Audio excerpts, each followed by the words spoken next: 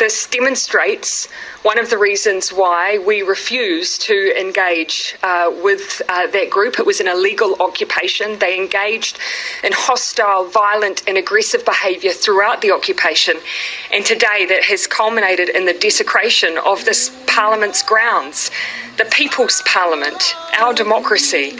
But I am absolutely committed. We will restore those grounds, and we will not be defined by one act by a small group of people. God defend our free land. Hi, I'm Mike Bain from Christian Voice New Zealand. Now the occupation of Parliament grounds has ended, probably the way everybody expected to. It's time to pause and take a breath and reflect on the past 3 weeks. There's been calls for an inquiry over the protests, but really, do you think there's going to be culpability and fairness shown by both sides? It depends on which side of the barricade you stood during this time as to how you viewed the protesters, the police, the media and the government. There is, however, one undeniable fact that shouldn't be ignored, and that was the reason this protest and others in various parts of the country happened. And that was the overreaching of power by this Ardern government, who had become drunk with the power they obtained at the start of the pandemic. While emergency powers were given through the parliamentary process in the form of the COVID-19 Public Health Response Act of 2020 and later amendments, which there are many, the government has overlooked the control mechanisms it put in place, and that was that the order didn't limit the rights and freedoms of the New Zealand Bill of Rights Act of 1990. You know, with well over 90% of the population receiving a double dose of the Pfizer vaccination, either voluntary, coerced or mandated, restrictions remained. In 2021, Prime Minister Ardern stated no one would be forced to take the vaccine, but the rhetoric changed almost overnight with the introduction of the Delta strain, and suddenly everything changed and it became what it was. Really, I don't have to spell out the huge number of freedom and rights that were taken away from New Zealanders. But the argument that it was the right thing to do for the greater good was used, but the fact remains. This government showed it would use every means possible to inject you with the vaccine. Is it any wonder many thousands of New Zealanders who were representative of all walks of life marched to protest, eventually gathering and occupying Parliament grounds?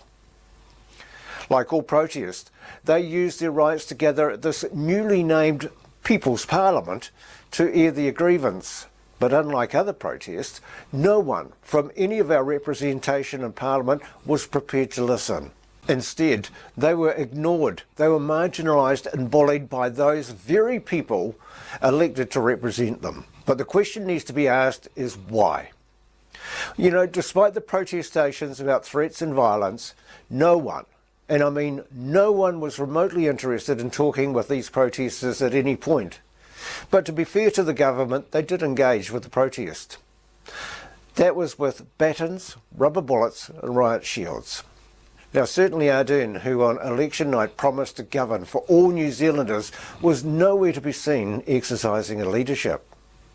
Her actions and the later actions of the Speaker of the House only galvanised the opposition until it inevitably ended the way it did, with violence. You know, watching from afar, to me, there were two occupations of Parliament. One was seen on the daily footage from the protesters from their Camp Freedom, as it covered a daily routine, interviews with protesters who looked just like you and I. These were ordinary people, among them families, teachers, health workers, even police personnel, who came together for a common cause. We heard the speeches and the daily rendition of the national anthem. Now contrast that to the other one that was painted by the government, fuelled by the media chair team, with their river of filth, alt-right subversives, gangs, reckless parents, COVID-infested violent fringe element. Yeah, you get the idea. Yes, and the protesters themselves have accepted there was a small proportion of subversives amongst them, and rightly the question should be asked, what was their agenda? Now, none of us are naive enough to suggest that they were all from the village idiot team, as governments have been known to have agitators in a group to fuel the fire. Now, like most New Zealanders, I don't condone the violence in some of the fringe elements of the protest, nor do I condone the actions of some of the police officers.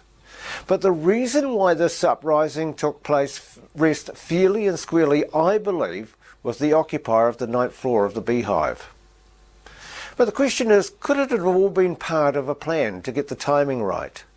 The use of negative rhetoric against the occupiers, get middle New Zealand on side, ensure the protest gets to a tipping point, and then have the police clean it out, and then tell the country who should accept the blame, and this is not New Zealand. I have a bit of advice for our Prime Minister. Respectfully, pull your head out of the sand. This is exactly what you wanted, a divided society, and to quote you, it is what it is. I've often said, I fear for this country. But what Jacinda Ardern has shown us is how easy and how quickly it is to change a nation. The team of 5 million was divided just 6 months ago and supposedly conquered.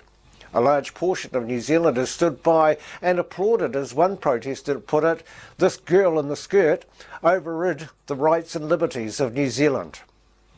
Believe me when I say that the cast has been set for the future for the New World Government, and like we've seen in the past few months, it'll happen again and it'll happen quickly. I said I fear for this nation. While the government stands up for the rights of Ukraine on the international stage, I find it rather ironic that the National War Museum in Auckland is being lit up in support of freedom for Ukraine, while there's an encampment on the lawn outside protesting the lack of freedom for people in our country.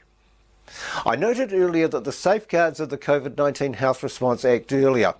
It was one sentence in a myriad of words, but I asked a question. I asked, how many times have we heard this government and others say this bill or that one has protections for the rights of individuals built into them?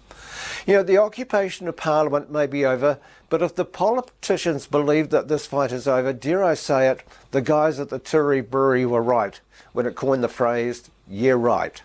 This is possibly just the start of an awakening. You know, it doesn't matter what or who is in power, they rule only for themselves and to keep themselves in power. Even looking through the Bible at the judges of Israel and the kings, there were good ones and not so great. But take this thought with you today. There will soon be an end to all this anguish when real leadership will rule the earth. And that is what I hope for. That is what I long for. And that is when the King of Kings, the Lord of Lords, takes his place and brings an end to all the mistrust of governments. When Jesus rules the earth with love. Amen. Thank you for watching. For more information about our work or your move to donate, jump online to our webpage, christianvoicenewzealand.com.